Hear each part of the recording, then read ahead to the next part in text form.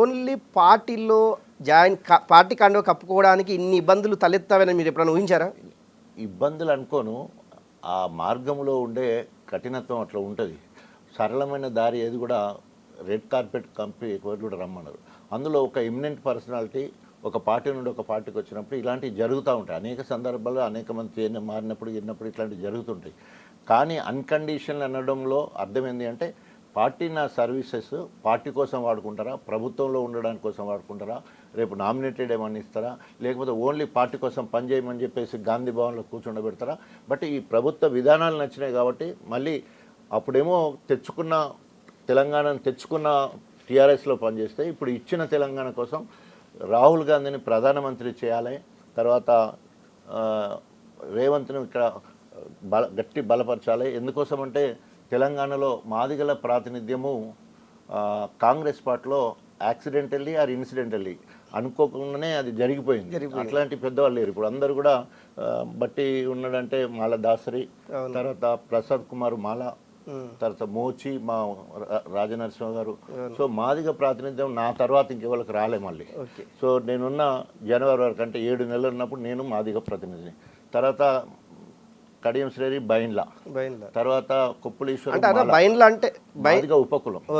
బైన్ల కులమే అంటే ఉపకులాలున్నా ఏదున్నా కూడా బీసీలో కులాలు కులం వాళ్ళదే కదా, వాళ్ళ పిల్లని మాకేరు మా పిల్లని వాళ్ళకి తీసుకోరు, అంత అయిపోయింది. There is the matter. తర్వాత నా తర్వాత కొప్పుల ఈశ్వర్ వచ్చిండు, ఆయన మాల. ఇప్పుడు మళ్ళీ పెద్దలు దామోదర్ రాజనాథ్ వచ్చిండు, మోచి. అంటే మాదిగ ప్యూర్ హైయెస్ట్ పాపులేషన్ ఉన్న మాదిగకు నేను ఒక్కనే ప్రాతినిధ్యం వహించడం జరిగింది.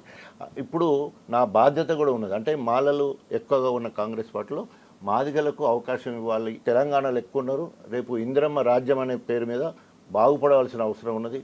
సో అందులో ఉన్నప్పుడు అనుకున్నది ఏది కూడా దళితులకు చెందలేదు కాబట్టి, సో మళ్ళీ కాంగ్రెస్ ఇందిరమ్మ రాజ్యం వస్తేనే చెందుద్దని చెప్పేసి తప్పకుండా మాదిగలకు ప్రాతినిధ్యం కోసం కూడా కొట్లాడవలసిన అవసరం అన్న. ఒకటి, డాక్టర్ రాజయ్య భర్తరాపు అయిన సందర్భాల్లో కావచ్చు, లేకుంటే కొంతమంది చిలిపి శాస్త్రాలు మహిళలకు సంబంధించింది కావచ్చు, మీరు కుటుంబ ఫ్యామిలీ అందరూ ఒకసారి కూర్చున్న సందర్భంలో ఇలాంటి సబ్జెక్టు టాపిక్ వచ్చినప్పుడు కుటుంబానికి సంబంధించినటువంటి ఫ్యామిలీ మెంబర్స్ కావచ్చు, భార్య కావచ్చు, బిడ్డలు కావచ్చు, కోడలు కావచ్చు, ఎట్లా ఏమనుకుంటుంటారు?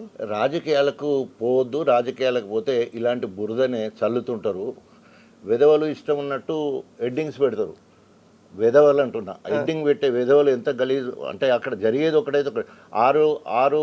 ఆరో తరగతి జరిగే పాప అన్నం తినిపిస్తే దానికో హెడ్డింగ్ పెట్టేస్తారు. ఒక ఎంపీపీ చీరే ఏమంటారు దీప ప్రజ్వలన చేస్తూ ఉంటే జ్యోతిరావు పులే కార్యక్రమంలో కొంగు పడుతుంటే చూస్తూ ఉండాలి కావచ్చు, సడన్గా సర్పంచ్ నేను ఇద్దరం కలిసి ఆ కొంగుని ఇట్లా పక్కకు అంటాం, అదొక దానికి రాస్తారు. స్వీట్ తినిపిస్తా అంటే ఎంత చిల్లర దాన్ని ఎంత పెద్దగా చేసే క్రమం చేస్తున్నది అనేది మీకే అర్థమవుతుంది. అనేక సినిమాలలో హీరోలు ఉంటారు, చిలక కొట్టుడు కొడితే అని పాటపాడే హీరోలు ముఖ్యమంత్రులు ముచ్చట చెప్తా ఉన్నారు. అంటే చిరంజీవి కావచ్చు, ఎన్టీ రామారావు కావచ్చు, సినిమాలలో ఎన్ని రకాలుగా చేస్తుంటారు.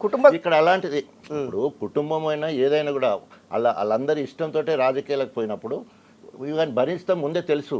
అదే కుటుంబ ప్రోద్బలం లేనిదే రాజకీయాల్లో సక్సెస్ కావడం కష్టం.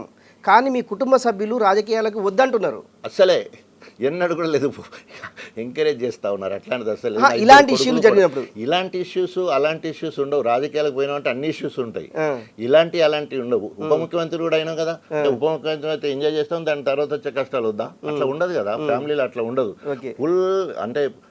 ఫుల్ అండర్స్టూడ్ అంటే పూర్తిగా అర్థం చేసుకున్న కుటుంబ సభ్యులు ఉన్నారు. 2 కొడుకులు 2 కోడళ్ళు, తర్వాత భార్య, అందరం ఒకటే కుటుంబం ఉంటాం.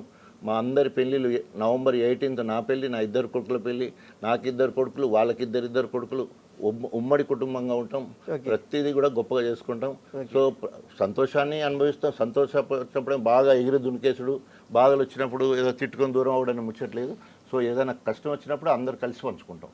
ఓకే, మీరు గతంలో చాలా సందర్భాల్లో ఈ యూట్యూబ్లో బాగా చెక్కలు కొట్టిన అంశం సర్పంచ్ ఈ విషయం నిజంగా అలా జరగడానికి ఎవరైనా ప్రోద్బలం ఉందంటారా? మీరు ఒప్పుకుంటారు? 100% ప్రోద్బలం ఉన్నదని పేపర్లు వచ్చే మన సుమోటోగా తీసిన గవర్నమెంట్ ఉంటుంది, దాని మీద సుమోటో కేసు పెడితే పోలీస్ కమిషనరేట్ అప్పుడు గవర్నమెంట్ ఎంక్వైరీ చేస్తే ఫ్రూట్ ఫాల్స్ అందులో ఏం లేదని తేలిపోయింది. ఎందుకంటే రాజకీయ కక్షతోటి గ్రూప్ తగాదాలు జరిగిన మధ్య దాని వెనక 100% కడియం శ్రేణి 100% 99 కూడా 100% కడియం శ్రేణి ఉండి ఆమెతో అన్ని నాటకాలని ఆమెది ఆ గ్రూపు ఈ గ్రూపు రాజన్న మొక్కలు రావాలంటే మధ్యవర్తులు ఇటు వస్తే రాజన్న ఇప్పుడు ఎమ్మెల్యే ప్రోటోకాల్ ఉంటుంది రేపు మళ్ళీ మండల అధ్యక్షురాలు కావచ్చు లేకపోతే మళ్ళీ ఎంపీటీసీ కావచ్చు అని ఎవరైనా ప్రలోభాలు పెడతారు ఒక గ్రూప్లోకి వెళ్ళి ఒక గ్రూప్లో దాన్ని వక్రీకరించి చెప్పించే క్రమం ఆయన చేసిండు దాంట్లో సక్సెస్ అయ్యాడు రాజకీయ కక్ష అని దాన్ని సెక్సువల్ హరాస్మెంట్ అని చెప్పడం అక్కడ రాజకీయ కక్ష జరిగింది మమ్మల్ని పిలుతలేరు మహిళా దినోత్సవం అయితే అక్కడ రమ్మంటలేరు లేకపోతే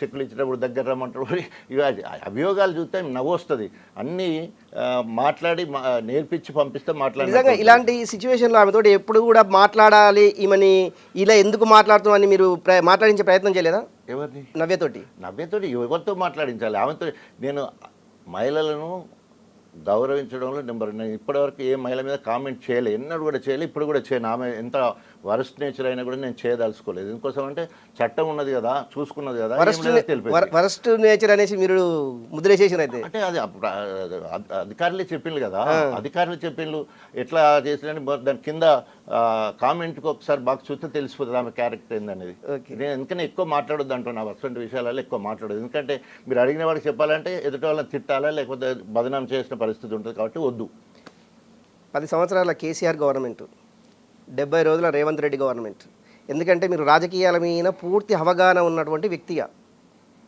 రేవంత్ రెడ్డి పరిపాలనకు కేసీఆర్ పరిపాలనకు తేడా ఏం గమనించారంటే అది అప్రజాస్వామిక ఫ్యూడల్ విధానాలతో ముందుకు పోయిన ప్రభుత్వం బీఆర్ఎస్ ప్రభుత్వం ఇది ప్రజాస్వామ్యబద్ధంగా ప్రజారాజ్యాన్ని ఇలా చూడగలుగుతా ఉన్నాం ప్రజాపాలన చూడగలుగుతున్నాం స్వేచ్ఛగా ఊపిరి పీల్చుకోగలుగుతున్నాం స్వేచ్ఛ ప్రపంచంలో తిరుగుతున్నట్టు కొట్టొచ్చినట్టు కనబడుతూ ఉన్నది అందుకోసమే కాంగ్రెస్ విధి విధానాలు నచ్చి ఈరోజు పార్టీకి మొక్కన అంటే కాంగ్రెస్లో చేరాలనుకుంటున్నాం అప్పుడు బీఆర్ఎస్ సూపర్ ఇప్పుడు కాంగ్రెస్ సూపర్ అక్కడ బీఆర్ఎస్ సూపర్ కాదు తెలంగాణ ఉద్యమం సూపర్ అక్కడ తెలంగాణ అస్తిత్వంలో భాగంగా నీళ్లు నిధులు నియామకాలు అన్నప్పుడు తెలంగాణలో అత్యధిక జనాభా ఉన్నది మాదిగ జనాభా ఒక్క కులాన్ని తీసుకుంటే ఆ కులానికి మేలు జరుగుతుందని చెప్పేసి నేను అధికార కాంగ్రెస్ పార్టీని వదిలిపెట్టేసి అందులో పోయాను పేరును బట్టి కాదు పార్టీని బట్టి కాదు ఉద్యమాన్ని బట్టి తెలంగాణ ఉద్యమంలో నేను భాగస్వామ్యం కావాలి మా అమ్మ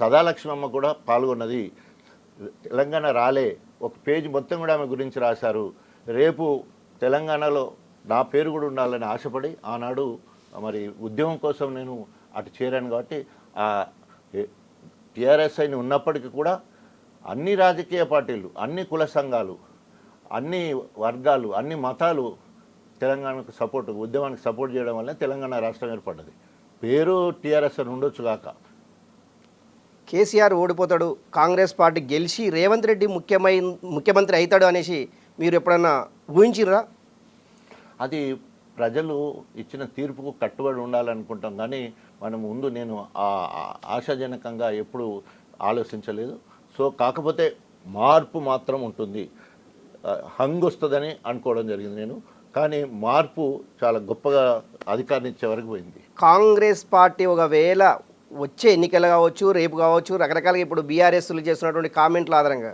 నిజంగా కాంగ్రెస్ పార్టీ ఒకవేళ అధికారం కోల్పోయినట్లయితే కాంగ్రెస్ పార్టీలో కొనసాగుతారా లేకుంటే పార్టీ మారే అవకాశం మనకు కనిపిస్తుంది అంటే 100% నా శేష జీవితం మొత్తం కూడా నేను తీసుకున్న నిర్ణయాన్ని బట్టి కాంగ్రెస్ కనుక వెళ్ళేది ఉంటే ఇంకా తప్పకుండా కాంగ్రెస్లోనే కొనసాగుతాను